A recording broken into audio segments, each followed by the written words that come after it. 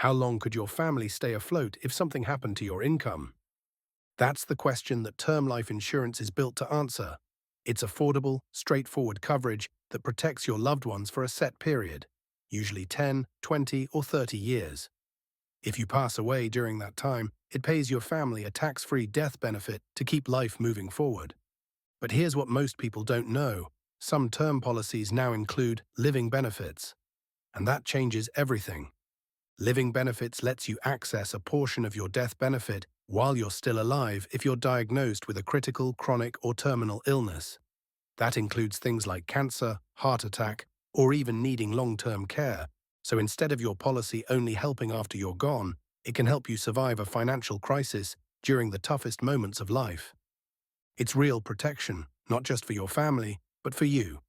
For less than $1 a day, many healthy individuals can secure up to $250,000 in coverage.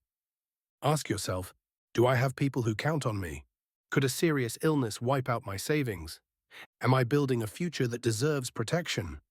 If the answer is yes, then term life with living benefits might be exactly what you need.